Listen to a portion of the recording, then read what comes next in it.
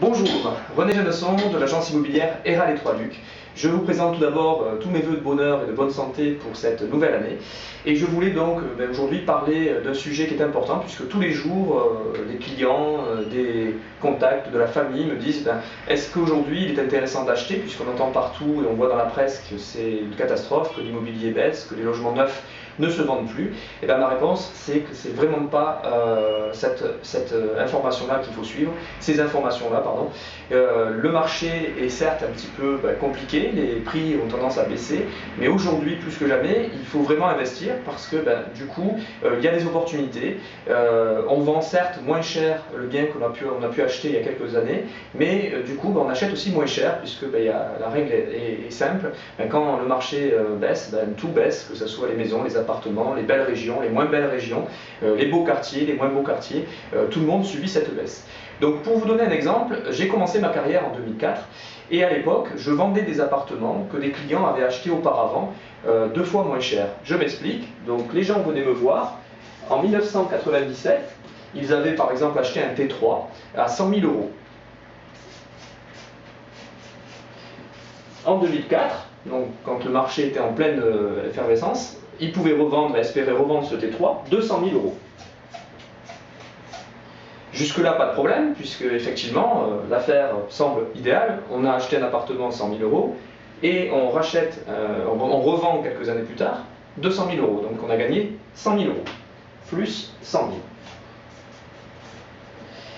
Et la réflexion que je me fais aujourd'hui, et que j'indique souvent à mes clients et mes proches, c'est qu'effectivement, ces personnes-là qui venaient me voir, elles achetaient en général une maison, ou un appartement plus grand. Sur cette acquisition, donc en 2004, il fallait compter pour une maison T4, T5 avec un bout de jardin 400 000 euros. Donc en fait, il fallait rajouter 200 000 pour pouvoir prétendre à une maison de 100-120 mètres carrés avec un terrain de 500 mètres carrés par exemple, dans un quartier identique à l'appartement. Sauf que les gens ne se rendent pas compte, mais effectivement, s'ils avaient dû acheter cette maison donc, en 97, ils l'auraient payé 200 000 euros. Ce qui veut dire qu'entre l'acquisition de 1997 et de 2004, eh bien, les personnes avaient donc à rajouter 200 000 euros pour acheter une maison, alors qu'en 1997, ils n'auraient rajouté que 100 000.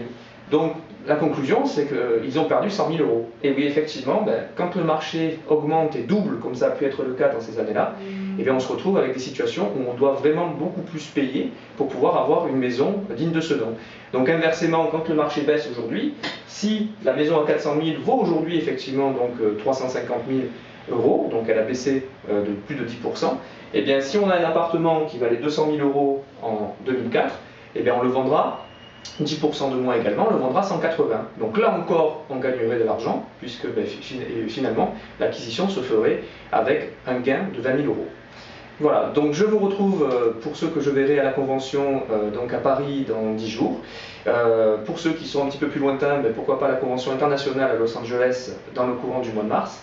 Et bien pour tout le monde, je vous souhaite une bonne journée. Clients, acquéreurs ou vendeurs, n'hésitez pas à nous contacter pour plus d'informations et de comprendre pourquoi aujourd'hui il faudrait plus acheter qu'auparavant. Voilà, je vous souhaite une bonne journée, à très bientôt.